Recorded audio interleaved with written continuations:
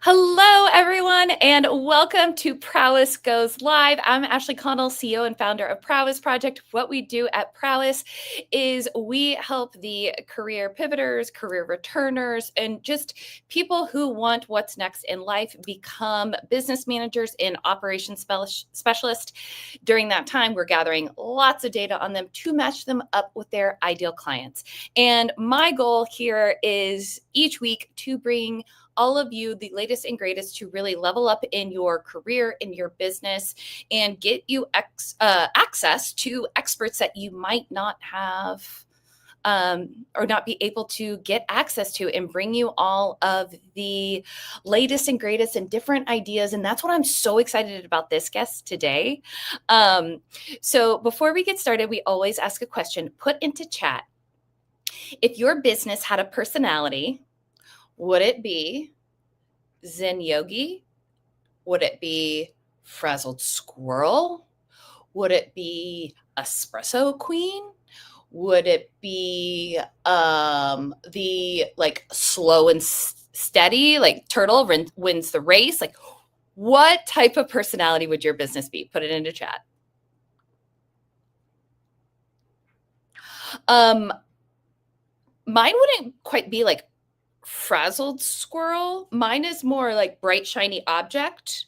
And that is why I need my army of operations people to help me stay on track, all trains, like going, everyone moving in the same direction. Elizabeth, definitely slow and steady. Good. As they say, they win the race. Amazing. Yes. Oh, I got another bright, shiny object person. Love it, love it, love it. The option, yeah, I'll tell you the options again. The options were Zen Yogi, Frazzled Squirrel, Espresso Bean, or like bright, shiny object. Espresso Bean. I love it, y'all. Keep putting them into chat. This is great. Keep putting them into chat. Awesome, awesome, awesome. So today's guest, I'm extremely excited to introduce all of you to, because I think that the guest and all of you have so much in common.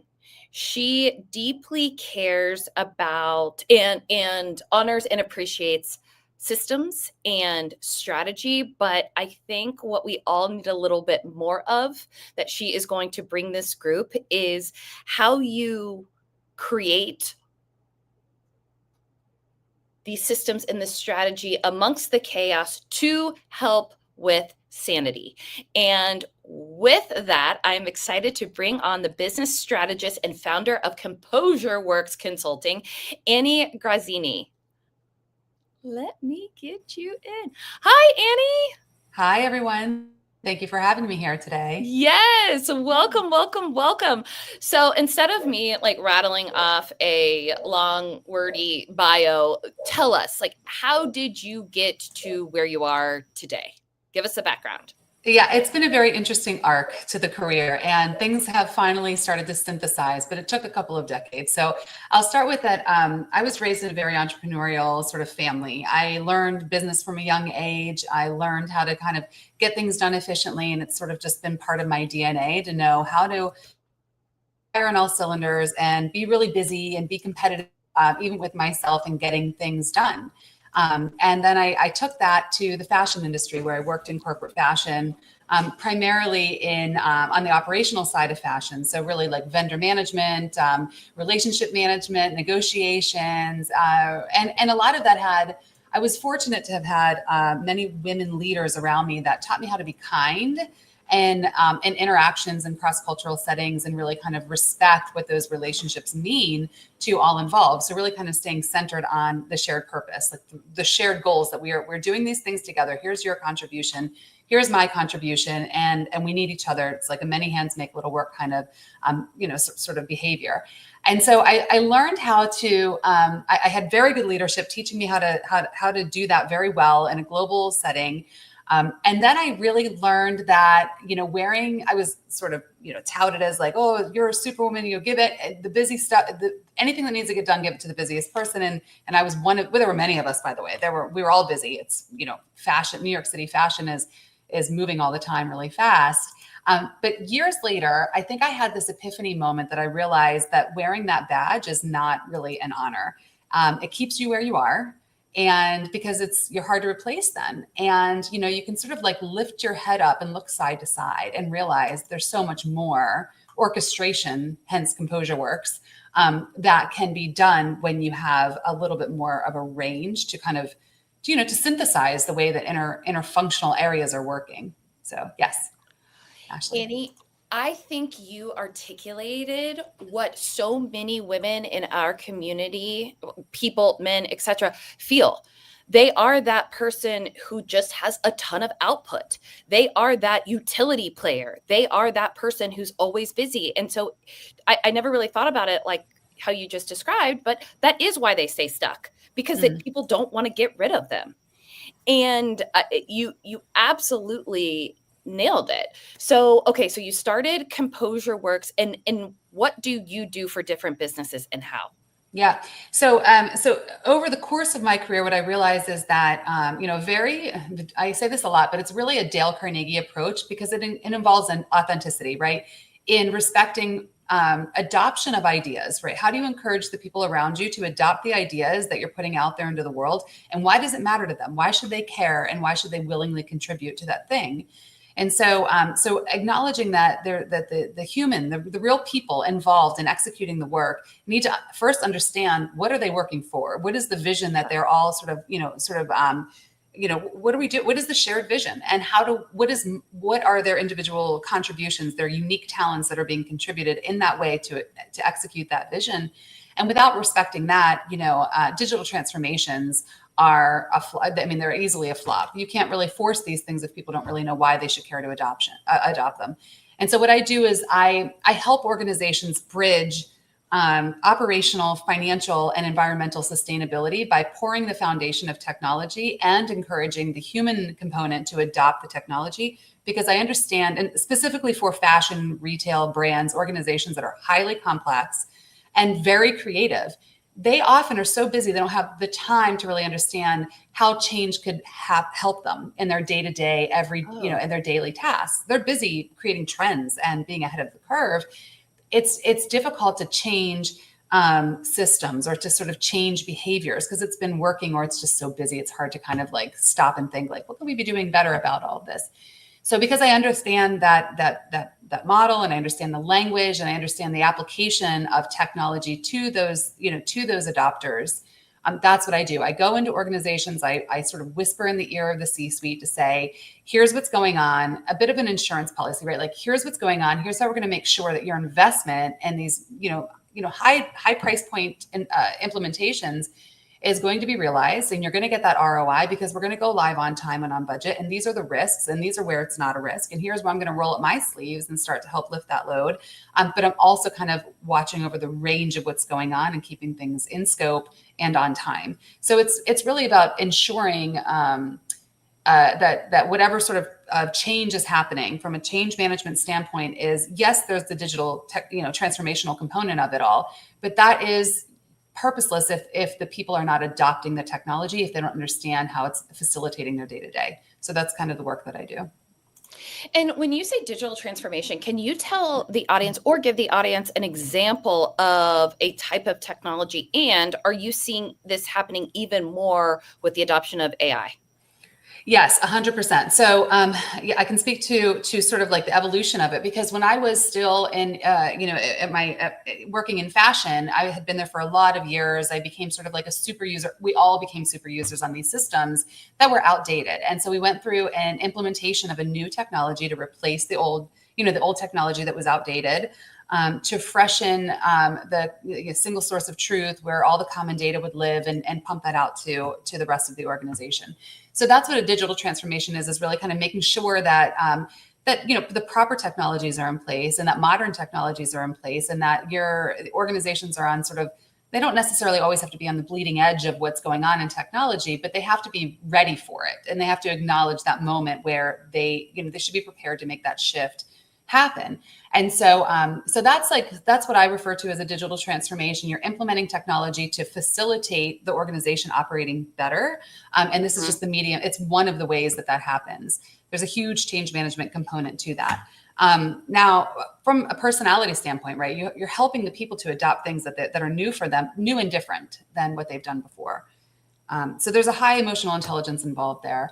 The AI, what's going on in the AI world is largely what's now being referred to as the frontier firm, right? It's like sort of the new paradigm shift in adoption of agents, replacing human, sort of really the weighty stuff, the stuff that we know is draining. So if we only start there, it's that and more, of course. But if we only start with the mundane tasks or the weighty tasks, the things that really weigh us down and make us miserable as employees, we offload that to agents, which are just they're our digital friends, they're our peers.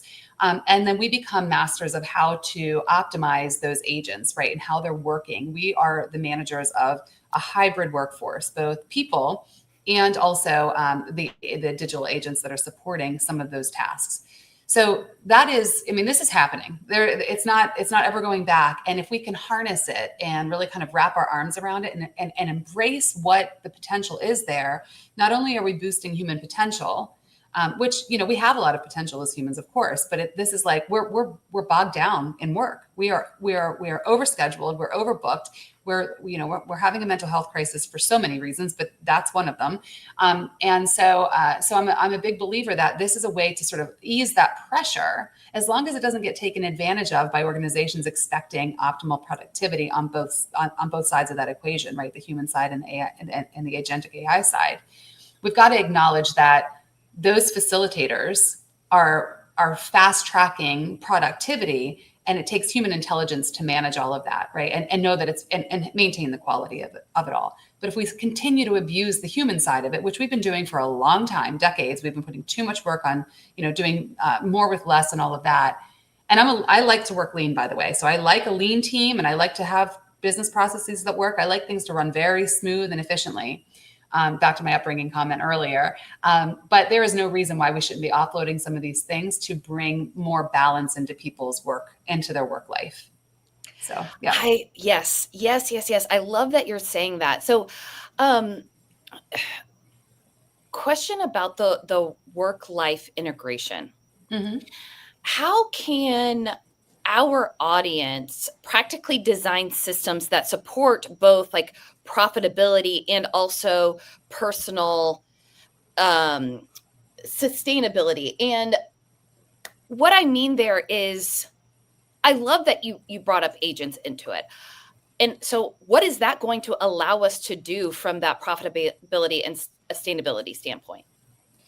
Well, things have changed in the workforce dramatically, and when all the rights movements were going on, all the things were changing, traditional family life structures in the home were changing largely in the 60s and the 70s. And still to this day, what we always sort of built our systems on during the Industrial Revolution era it's not been our reality for a really long time. We just haven't shifted our structures to support that. So what used to be 40-hour work weeks and, 8 to 5s or 9 to 6s or whatever, and you had somebody at home, doing the unpaid work at home, and you had support systems, right? We lived in sort of like nucleus communities around a village of people that, it was different times.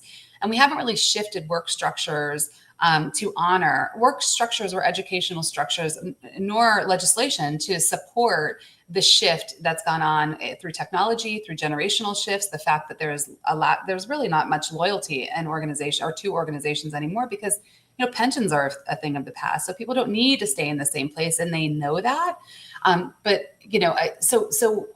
What I think is happening is, and I'm hoping to prove this out in my research, is that there are certain supports that organizations need to offer to their employees, because that pendulum is swinging back in the employee, in the direction of employees kind of having their hands on the reins of what's going on in the workforce. And so there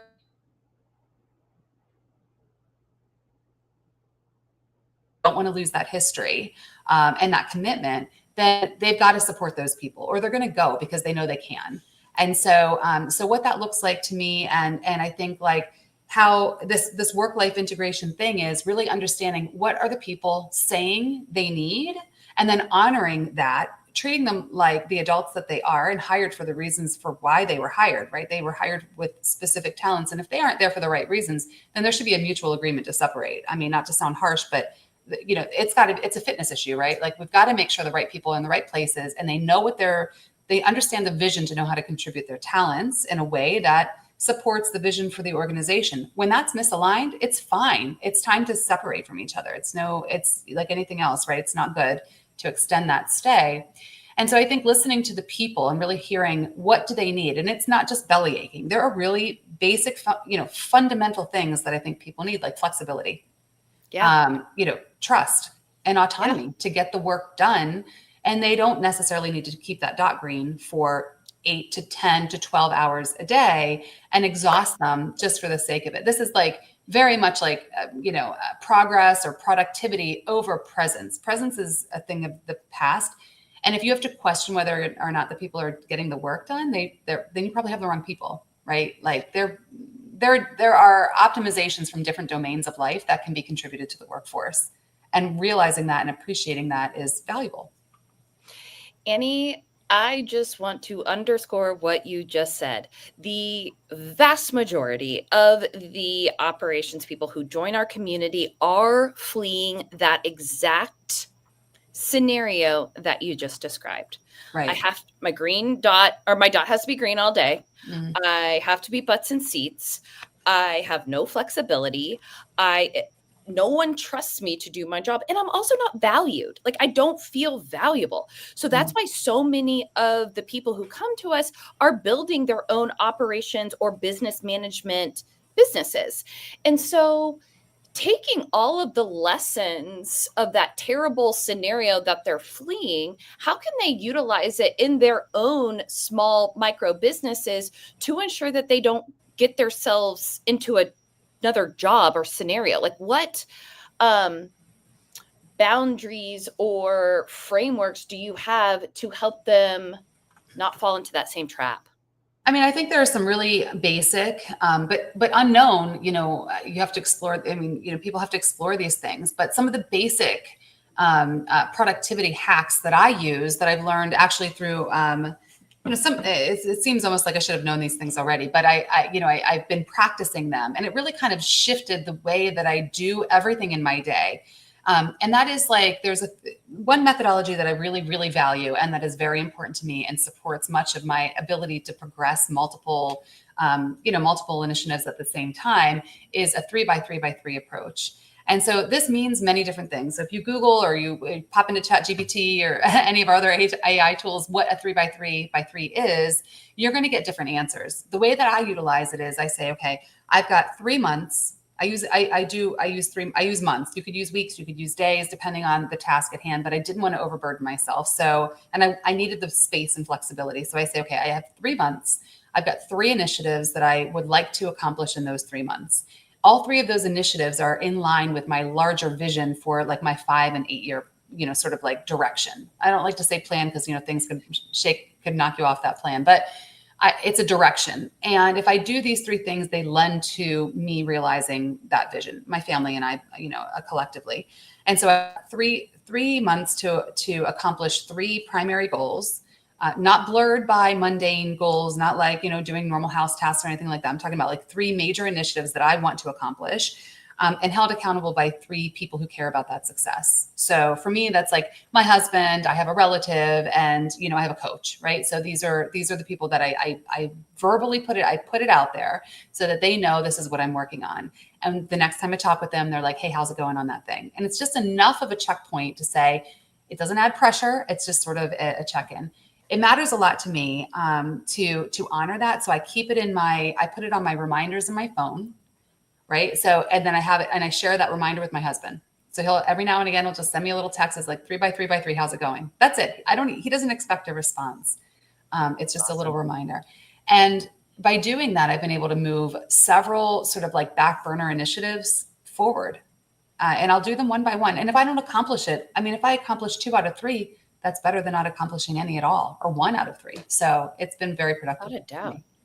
Yeah. Man, I love that 3 by 3 by 3. And I really do love the idea of sharing it with 3 other people. I think the accountability is key, especially now.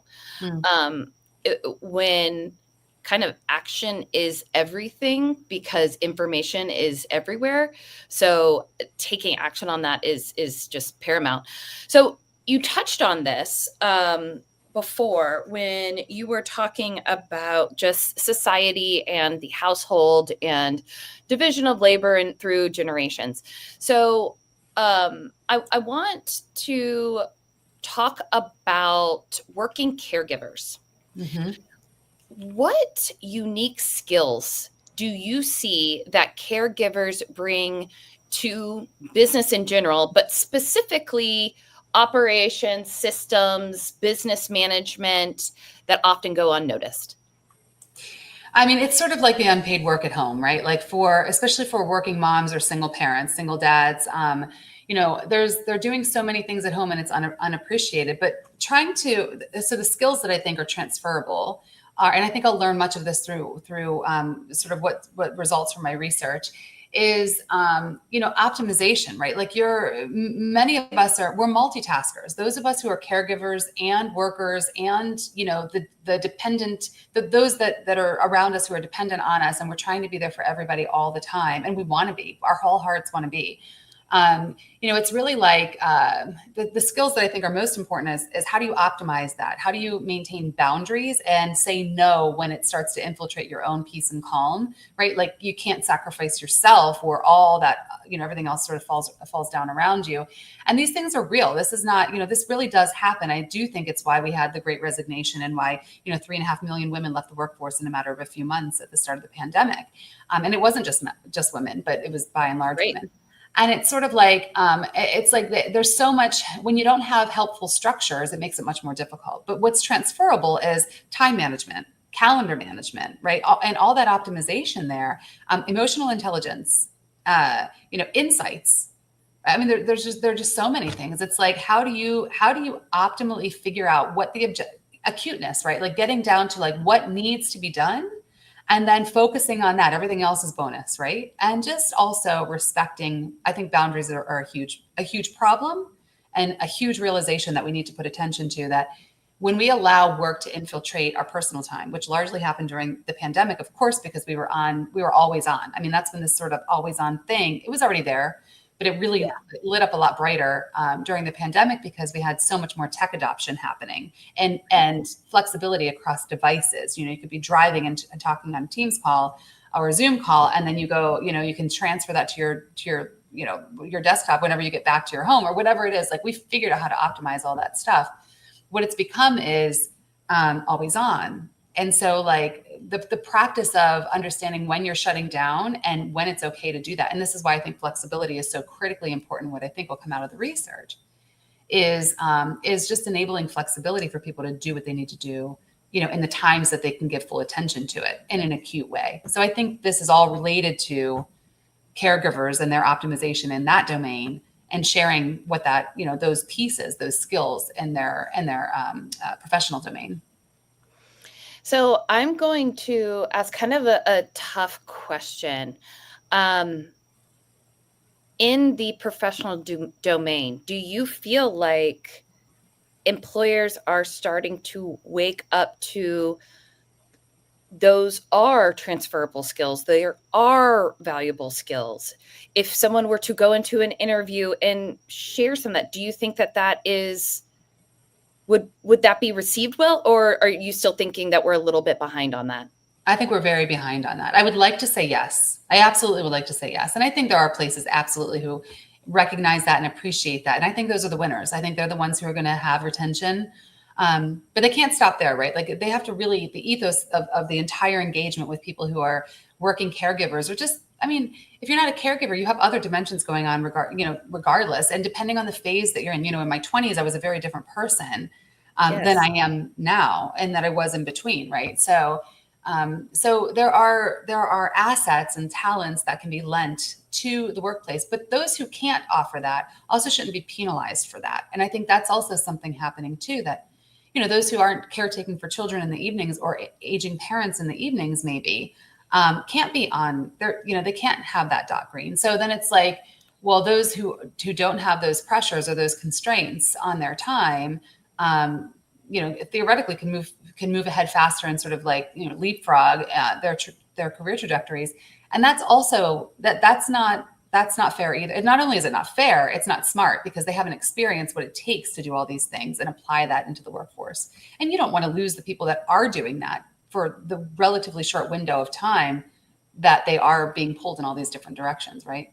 So. Oh man, no, Annie, you are just like preaching to the choir here. And I think it just really is a whole other reason. Let me say this again, articulate this in a different way. You are giving words to what I think so many people feel, and giving them more reasons why possibly going out on their own and building their own business. We're building it around trust, building it around optimization, building it around all of these qualities that are typically things from caregivers, are reasons why people will come to their business, are reasons why people will stay clients.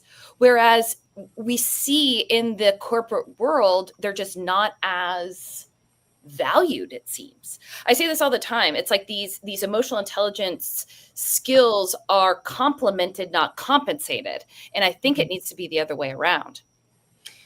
Well, so that's what I'm hoping actually to prove out, is that when people are better respected, have the organizational supports, right, that they believe will facilitate their ability to be more productive in the workplace and in other domains of their lives. Basically, if they're respected as whole humans, then they won't leave. They're more satisfied, and the organizations won't want them to leave because they're producing better, more accurately, more efficiently, and it's encouraging an improved bottom line. I mean, ultimately, we're a capitalistic society. We have to argue through the economic impact to organizations for things to move. If a movement in this way is going to happen, it can't just be because we're belly aching about it, right? It has to be that there's a financial benefit to the organizations. And if people's well-being is a byproduct of that, I am okay with that. I don't think that should be I wish that wasn't the way, but if that's what I have to do in order to help people, then I'm going to lock arms with others in my space, and we're going to continue to move this needle, because it has to be done. We're breaking society. We're breaking people's interest in contributing to a workforce that doesn't serve them anymore. The trade is not equal anymore, right? So It hasn't been for a long time. Yeah. No. I'm so grateful that you're doing this work. Truly. I wish you could see our business mission statement. It's all about the wholeness of the human and hiring the wholeness. And I think that is something that is missing. We know that diversity of thought proves better bottom lines. We know that. Yes. And so again, I'm just so glad that there's going to be another piece of data that you are building, another research that we will see, but I suspect will support everything that we're really trying to do. Here's hoping. I mean, really, here's hoping, right? Yeah, absolutely. So let's talk about permission to relax. Say more about that. So, I think because we're so wired in being overscheduled, overproductive, even our weekends can't be peaceful anymore. And if you think back, generations of the past, those times were sacred. That was a protected, time to spend with family, or, it just wasn't this overscheduled thing. And granted, the way that we're constructed now and the places that we live, and, it's all very different. So we actually have to remind ourselves what it feels like to relax and take moments for relaxation that are not just seeking vacation time, right? Because we all know what that feels like, right? We're hurrying to get things buttoned up before we leave, and then we come back to messes that happen while, to confusion and inbox full of stuff, right? And you're going to have that like Sunday night sort of like those drearies the whole time you're on vacation. You might put it on the back burner for a couple of days, but you're coming back to it. And it's like, when did this become normalized and acceptable? Because it shouldn't be, right? So the permission to relax is is an engagement that I do to help people understand and appreciate little moments, right? It's really like stop and smell the roses. Like, what little things can you wrap around yourself without the noise to just bring calm to yourself? So I have like a whole, framework for like, just how can you do that? What are simple ways, right? It's like, pick some teas that you like, or have your, whatever the coffee thing is. Like, there are certain things you can definitely indulge in that are short little windows that are everyday behaviors, right? Like, shut your devices off, meditate. I mean, these are not like big deal things to do. Call a friend, right? Call somebody text somebody that you haven't spoken to in a while and say, hey, I'm thinking about you. You crossed my mind. Those little things actually bring little joys to our mind and put us at peace with the balance of not just doing all the time, but also doing for ourselves little tiny things that are fulfilling to us and to our souls. And I think that matters a lot. So what's yours? For me, I like silence. So I love music. I've got 2 little kids. We're busy all the time. But I structured it to kind of keep it in a way that we have moments of family time in the evenings. When I'm home alone, I don't necessarily keep music on. Most of the time I sit in silence so I can really be thoughtful about and productive about what I have to get done. I love to try different teas. So I've been practicing that, like trying to explore and understand that. I like to cook. We're foodies in my house. So it's like a sort of our love language in my family. And so like, I like to make sure that I, more often than time to time, like several times a week, I'll like say, hey, you know what, this is time for me to go make myself something special. And so I'll go do that. And so little things like that. And more recently, and this is probably more like in the past year, I've really been giving a lot more respect to sleep. So I go to bed much earlier and I wake up much earlier. So I have those peaceful, quiet times in the morning. I'm up at like 5:30, 5 in the morning, which is pretty early for me. I've never been a 5 o'clock hour person. And what I'm realizing is it's just that little extra time. It's hard to do it. It's hard to think that you can do it. But once you do it, you realize that quiet time in the morning is like, it's beautiful. It's wonderful. And then you're like more ready when you actually have to start. You're not like lagging when you start your day. You're ready to start your day. So the other thing I do is I'm a yoga practitioner and I'm certified in a variety of different yoga practices. And so I try to do much of that, which is kind of puts all these things together. It's like an hour of like jamming it all together, right? Meditation and strength training. And for me, that's again, back to efficiency. That's where I get it all in one sort of like 1 hour. And I'm quiet, right? You get all the pieces. So I sprinkle that. I was just about to say, like, okay, how can I do all of that in the shortest amount of time? Oh, yoga. That's also mine. I would love to say I was doing that more often than I am at the moment, but seasons. But it is. And I find I'm so glad we're having this conversation because, again, it is shedding light to the different things that I do, not even realizing that is like bringing me these like micro moments of joy that keep me going. But then it just is going to remind myself to do it more and more and more. I have a 8-month-old. So looking at photos of her smiling, looking at videos of her cackling, like it makes me excited and it gives me a chance to pause. I have a couple mantras that I say over and over again that makes me feel safe and grounded. Of course, yoga, jamming out to 90s music, girl, all day, every day, like as soon as I possibly can. So I really love it. I could talk to you about all of this forever. However, we only have 10 minutes left. So if anyone has any questions, please put it in the chat. But I'm curious, a lot of the business managers who are on this listening, they want to work with practitioners like you. So can you talk about aspects of your own business that you would love to be improved? Yeah, so I have a current consulting practice, which is Composure Works, and it's very much more like resume based. Like my professional experience is the kind of culminated to the point where I feel valuable to my clients. Right, I've kept that intentionally relatively small. That was by design, mainly because I sort of stood that up at the same time that I left corporate to go back to school for my doctorate. So a lot of changes happening in a relatively short amount of time. But as I'm kind of moving through my doctoral studies on work-life integration with working parents as experts post-pandemic, right? Because I think they were the most constrained. I'm building a future practice to help individuals and organizational leaders incorporate agency into their organizations. So for me, what that looks like is, individuals, it's very much about coaching, and organizations, it's very much about consulting. So I'm certified in coaching and have been consulting for a long time. So I'm putting those two things together, and I don't want to only take care of organizations, although I think that's where the biggest impact can potentially happen.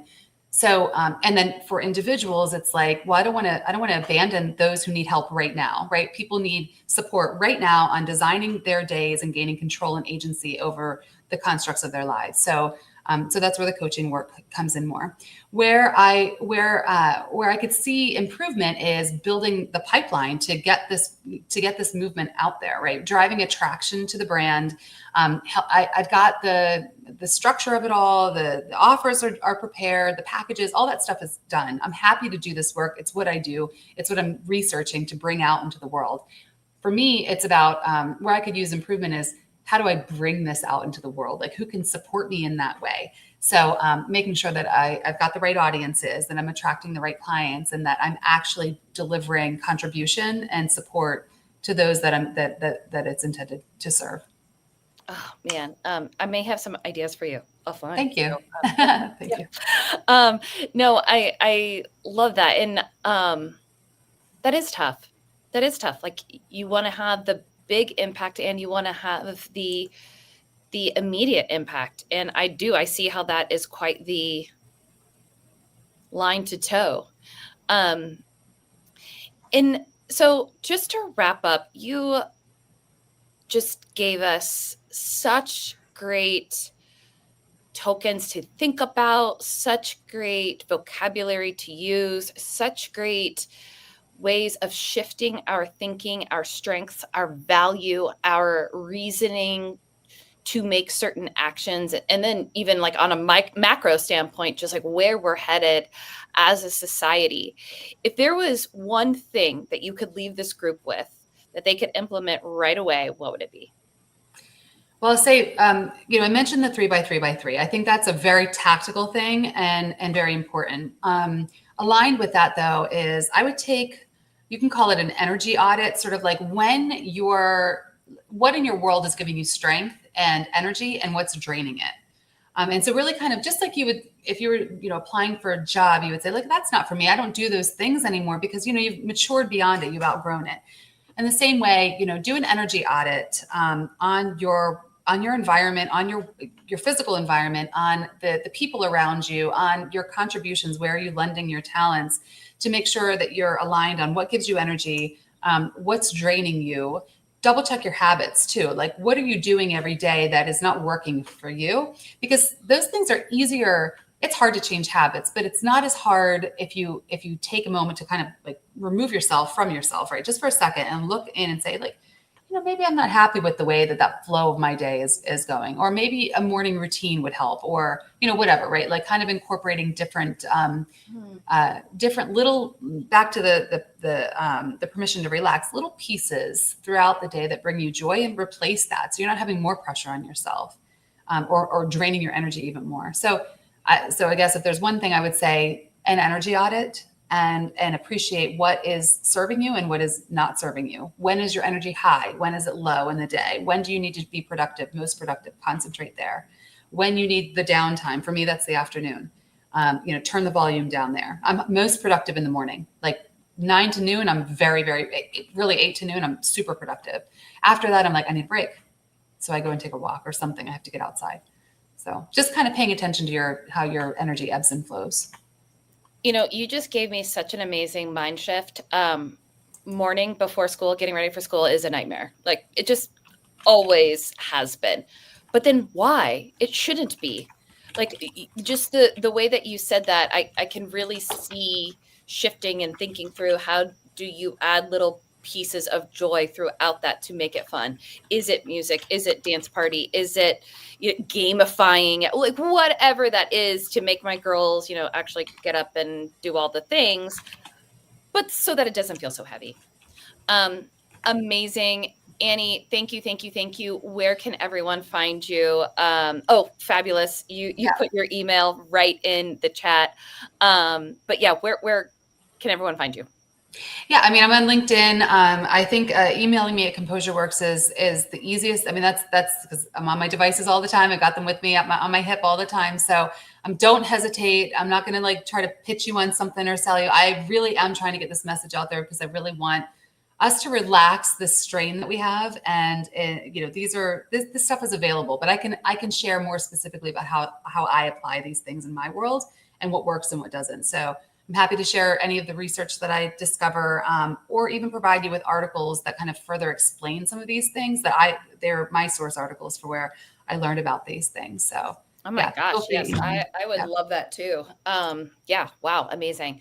Well, thank you everyone for being with us this week at Prowess Goes Live. A quick reminder that we are having our next training, the OBM Opportunity 5-day free training, and it is completely reimagined. We took not only the feedback that we were getting from everyone from our previous events, but then also just what is happening in the market, what people are wanting, not wanting, leaning towards, what's bringing people joy, like what the different messages are, and really reimagined what we're bringing you. So that starts on October 20th. I will put the link in the chat right now, and I hope you all can make it.